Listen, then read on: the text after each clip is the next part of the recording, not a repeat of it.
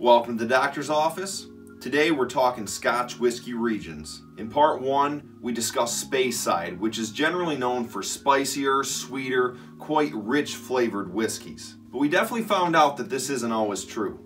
Today, we're heavily focusing on the Isle of Islay. We're going to discuss what's all the hype about the Isle of Islay whiskeys. Is Islay the best region in Scotland? The best whiskeys from Islay are all peated, right? And if you're not sure what Islay is and why you should know about it, stick with us because we're about to get into it. The Isle of Islay.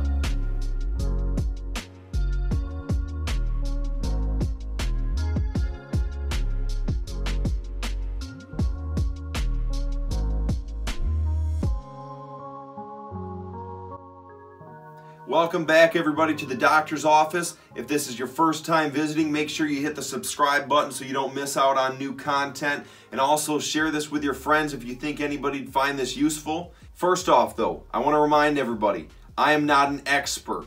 I don't claim to be. I don't want to come on to here to be some sort of professional in the field. I just happen to love Scotch whiskey and want to share the information that I sit here studying and just want to pass that on to you. So with that in order here, let me know if there's anything I say wrong or if there's something that you think I can do better. So regions, what a neat idea. Being able to determine what type of whiskey you might get based on where that whiskey came from. Today we have yet another example of a region that can completely throw you off from the unique styles that are coming from that region. Islay whiskeys are often recognized as having heavy peat smoke, heavy phenolics, medicinal notes, possibly maritime or sea salty notes. But let's not forget that there's also distilleries that boast that they produce 100% unpeated whiskeys like Bunnahabhain and Bruichladdich. Before we get too far though, let's recap on the regions of Scotland. We have the Highland whiskies, Lowland whiskies, Campbeltown, Island, Islay, I'm missing one, Speyside, there's our 6. Islay currently has 9 working or operating distilleries on the island. Being that there are more than 3, you can call yourself a region if within that area you have at least 3 different distilleries. And that is why also Campbeltown, they have 3 different distilleries. They're able to call themselves a Scotch Whisky Region technically. Currently the 9 operating distilleries on the island, let me see if I can get these. Ardbeg, Ardnahoe, which is a new distillery, Bowmore, Bunnahabhain, Bruichladdich, Kilchoman, Colilla, Laphroaig, and Lagavulin. There's our 9. You also, so the oldest distillery on the island, I believe Bowmore was opened or established in around the 1770s, I think 1779. And then the newest one, Ardnahoe, is, I believe that was opened in 2018. There are 2 other distilleries that are in the works. I don't know the names of them. I don't know when they're going to open up, but there are going to be in the works of about 11 operating distilleries in the near future.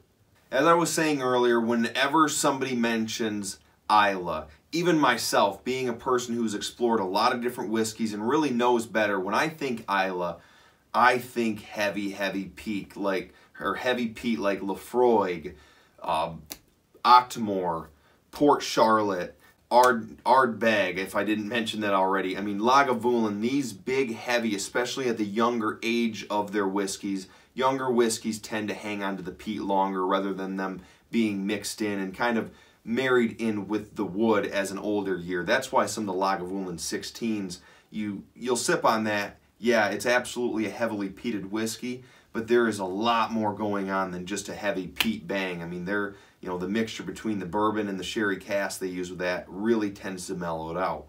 But let's not forget the unpeated whiskeys from Islay, like Bunnahabhain and Bruichladdich. They make some of the best whiskeys I've ever tried, and again, they're 100% unpeated. But I always wonder, why don't we hear about these distilleries more often? And I know you technically do. You may have heard of Bruichladdich, but Bunnahabhain is definitely a little bit more in the background. The thing is, Bruichladdich also owns the names Port Charlotte and Octomore, which are known as some of the heaviest peated whiskeys in the world. Actually, Octomore has the highest ppm on paper, apparently, at least this is what I've seen. So, and it's ran out of the same stills too. We'll get more to that later. So, but why don't we hear about these unpeated whiskeys as heavily as we do the hardcore peat monsters from Islay? Well, honestly, in my opinion, bad news travels a lot faster than good news. And what I mean by that is many times people either often really like peated whiskeys, or they don't want much peat in their whiskey at all, maybe just very faintly in the back. So what ends up happening is you get these debates at dinner tables. You're inviting friends or families over, and you let them try your Laphroaig. And then they go, "What in the world are you drinking?" And it puts that little smile in a whiskey drinker's heart, even if you don't buy it going, "Oh, I'm buying this because other people don't like it."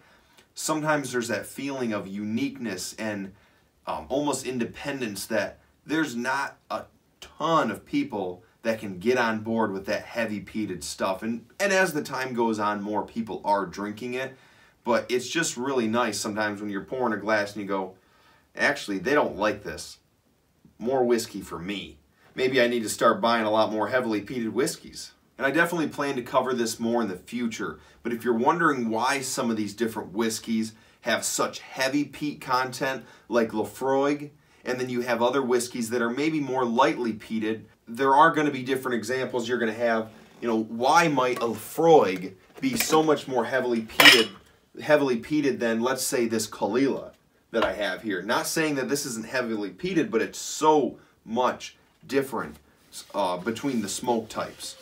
There's a few different reasons here. Number one, where was the peat harvested? Was it inland? Was it by the sea? Was it northern? Was it southern Scotland? Any of these areas, or just a combination, could make the difference in your peat smoke. Number two, how deep did they dig to collect the peat or harvest the peat? The depth of where you're digging or how deep you go is going to be much older stuff. Number three, how long was the barley dried with peat and at what temperature?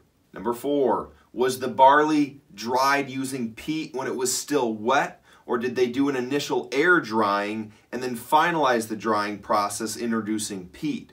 When they dry with the peat initially, when the barley is still wet, the barley tends to hold on to the smoke flavors longer. With Laphroaig here, they do about 17 to 19 hours with wet barley, and they also use a colder smoke, which tends to produce more smoke. Rather than it just being a hot fire drying it with some smoke, they do a heavy smoke right off the bat. That's why you're getting this. So really, the question is what process are they using? There's all sorts of stuff here when it comes to peat. It's not just, oh, they did a peat dry with this. That's why it tastes peaty. There is so much to the peat process that even I don't know as I'm sitting here. And we're going to get into that further. I'm going to have to do my doctoral studies on the peating methods, and we'll get into that on in another video. I've got to pour some of these. I haven't poured my whiskeys here. Oh yeah, just a little bit. Just a little bit. We got to drive in a little. Oh no, not that one. This is for the oh no. That was for the Lagavulin. You know what? A little Laphroaig in my Lagavulin never hurt anybody. We got the Lagavulin 9-year Game of Thrones edition here. I'm going to be reviewing this here in the near future. Let's just add a little bit there. I just want to kind of sniff on these, include what some of the smells are. I'm all out of the Caol Ila. I actually have this, I reviewed this. This is one of my first reviews I ever did. I need to just finish editing it and release it. It was done outdoors. There's cars driving behind me. I wasn't close to the camera. It's really quite hard to hear me. So I should just put it up just for additional content. And so really you guys just know what these different whiskeys are going to be tasting like.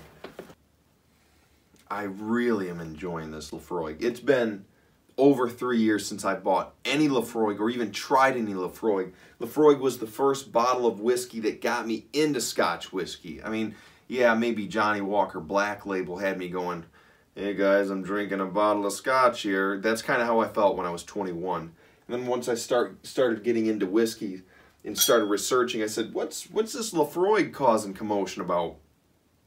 And it had me hooked on the uniqueness and just the vast array of flavors that you're going to get from whiskeys. So pungent, so smoky. Dead seaweed. Dead things. I know that doesn't sound great. Paint fumes. Gasoline. Burnt stuff. Burnt dead things. Which that's kind of what peat is. Holy smokes. Such a different whiskey. And I know I've got a little bit of Laphroaig in here, but what in the world? Such a difference in scent. So is Islay the best whiskey region? I don't know. That's a question that you have to answer yourself. But most importantly, I want to make sure that you do not hold yourself hostage to a specific brand or a specific region or a specific style of maturation, saying, oh, I only prefer sherry maturations, or I only prefer peated whiskeys, or port, or ex-bourbon casks. I mean, to each their own, but the reason I find Scotch whiskey so unique and interesting is because there are so many different flavors within each of these bottles. I think it's just such a unique whiskey. I'm really glad to get back into this. I'm really excited to review this. I'm going to be reviewing this bottle, as a matter of fact, with the regions next. So get prepped for that. I'll be releasing that here in the very near future, probably about a week. Who knows with Dr. Dave, it could be a little longer than that. But Yamo show up. I think it's time to wrap this up. I hope you enjoyed this episode. If you think someone else would enjoy this, please share it with them. Give this a big old thumbs up. Subscribe if you have not. It all helps out. And remember, when you think Islay, don't just think peat. Get out there and try some of the little gems that have been forgotten by the mainstream media. Oh, and don't think I forgot this. Thank you everybody for your votes and participating in the votes for whether Islay or the Highlands would be next. This was such a stressful and hard decision to make because we had an astounding 3 votes for Islay and 3 votes for the Highlands. I flipped a coin, Islay won. Everybody, next week I'll be reviewing this. I'll be reviewing the Laphroaig, so look out for that.